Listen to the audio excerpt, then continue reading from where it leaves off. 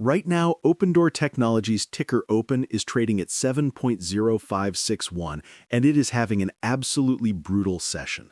The stock is down 7.03%, a drop of more than 53 cents on heavy volume that has already crossed 46 million shares. This is not just a mild pullback. The stock gapped down at the open from yesterday's close of 7.59, tried to rally to 7.38, and has been selling off steadily ever since, printing a new intraday low of 7.00 just a short while ago. Now, when you see a move this aggressive, this close to a major event, you have to understand what the market is telling you.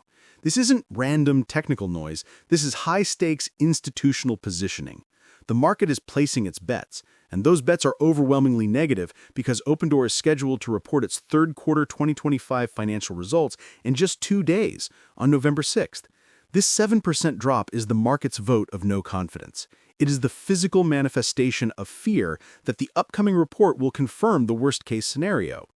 Let's establish the common ground, the general belief that has kept this stock elevated. The expectation for Opendoor has been, for months, that it is a high beta play on the housing market's recovery. The narrative is simple. The Federal Reserve is done hiking, and mortgage rates are finally showing signs of life, pulling back from their highs. The 30-year fixed rate is now hovering around 6.3%, a significant improvement from the peaks we saw. In this environment, a real estate company like Opendoor, which lives and dies by housing velocity, should be catching a bid. It should be rallying. That is the expectation. But today, reality is delivering a cold slap to the face. The stock is not rallying, it is collapsing toward its intraday low. This disconnect is where the real story lies. While retail investors have been focused on the macro picture of interest rates, the institutional side of the market is looking at the micro, at the company-specific fundamentals, and they are terrified. Analysts have been quietly and aggressively slashing their estimates for the quarter. The consensus earnings per share estimate for this upcoming report has been revised downward by over 31% in just the last 30 days. They are now expecting a loss of 7 cents per share, which is bad enough, but the real damage is on the top line. The consensus revenue estimate is for $851 million. That might sound like a lot, but it represents a catastrophic 38% decline from the same quarter last year. The market is finally waking up to the fact that a slight dip in mortgage rates from crisis levels to just very high levels does not fix a business model that is hemorrhaging revenue. This is a stock with a history of extreme volatility. We all saw the meme stock-style rally earlier this year, a more than 400% surge that was driven almost entirely by retail momentum and a broader short squeeze in the market. That rally created a massive and dangerous gap between the stock's price and its actual underlying business performance. Today, that gap is being challenged. This 7.05 price tag is still pricing in a significant turnaround, but the data heading into Thursday's report suggests a continuation of the decline, not a recovery. This brings us to the short seller argument, which is critical to understanding the pressure on Open today. This stock is a magnet for short sellers. The bear thesis is brutally simple and, quite frankly, very compelling. The company is deeply unprofitable, with a negative PE ratio and consistent negative earnings per share. Its core iBuying business model, where it buys homes with cash, makes minor repairs, and tries to resell them for a profit, is fundamentally flawed in a high-interest rate environment. That model requires cheap, easy access to massive amounts of capital, and it is hypersensitive to any drop in home prices. When rates spiked, Opendoor was caught holding billions in inventory that was losing value by the day. They were forced to liquidate properties at a loss.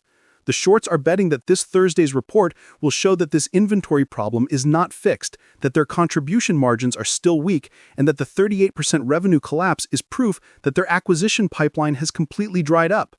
Because this stock is a well-known retail favorite, it is also a prime target for short seller pressure.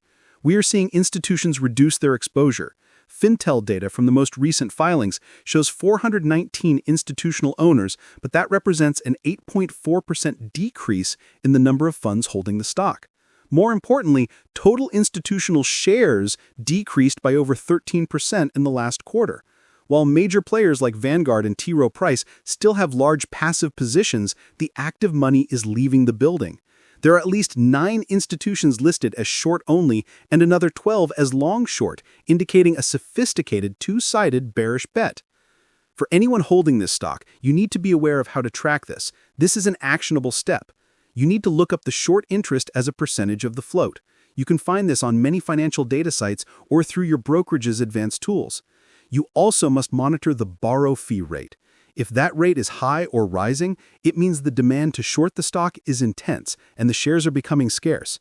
A high borrow fee is a strong signal that shorts are doubling down, even at these prices. Given the stock's history, the days to cover ratio is also important. With today's volume at 46 million, the days to cover is likely very low, meaning shorts can exit quickly. But if volume dries up and the short position is large, it can create the conditions for a squeeze if the company somehow delivers a massive positive surprise. What's your take on this pre-earnings sell-off? Is it smart money getting out, or is it a coordinated short attack to scare retail investors before a beat? Let me know in the comments. The bull case, the thread of hope that holders are clinging to, rests on a complete change in the company's narrative. This is the ultimate expectation versus reality setup.